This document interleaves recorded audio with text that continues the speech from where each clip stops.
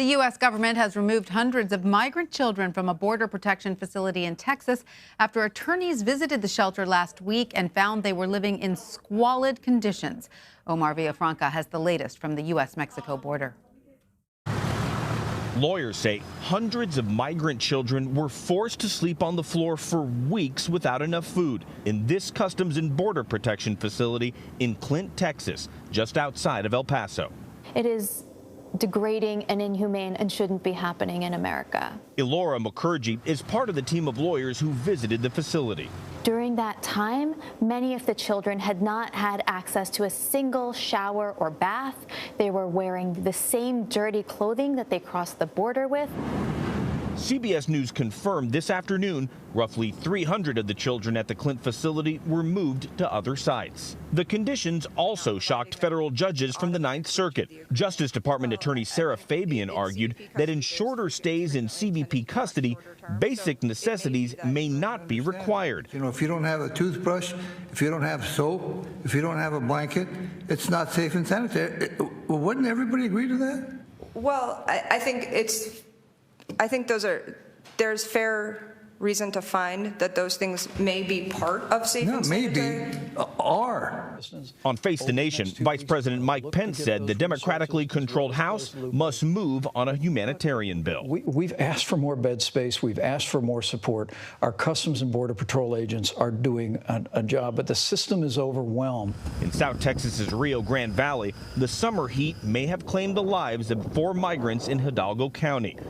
Between October 1997 and September 2018, Border Patrol says more than 7,500 migrants have died along the southwestern border. But the number only includes reported deaths and could be much higher. Omar Villafranca joins us now from McAllen, Texas.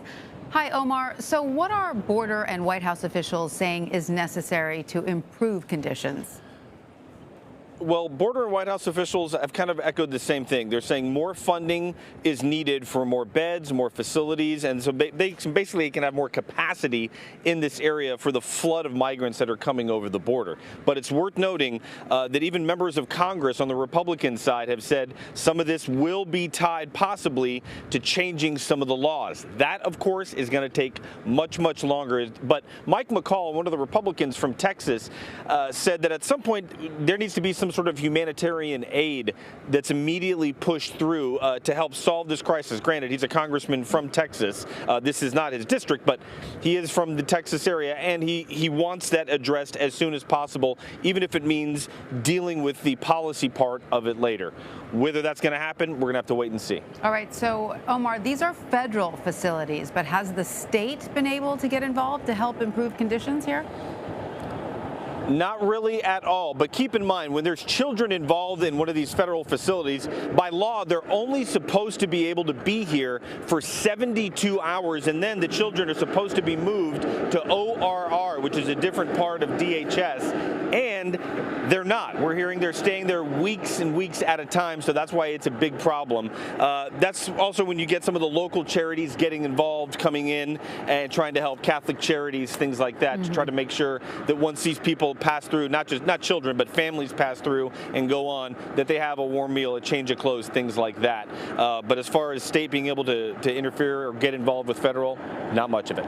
Now, is it correct that most of the children who were found at this Clint, Texas facility have been removed? Where exactly have they gone, and what happens next? That is correct. Now, officials were able to confirm to CBS News that they left that Clint facility. Where they were taken, we are not sure. There are other facilities all along the border, and also you've also heard of the facilities that are in Florida as well. Where they're being sent, we're not sure. We're also not sure if they're being processed into ORR, the Office of Refugee Resettlement, which is where legally children after 72 hours are supposed to go. What's happening, we're not sure. They may just be being moved to another facility and then waiting for their ORR transfer. That part we don't know. It's something that we've asked not only DHS and CBP, but we're also asking lawmakers who are getting briefed on this situation. All right, Omar Villafranca, thank you so much. We know you're going to keep on that story for us. Thank you.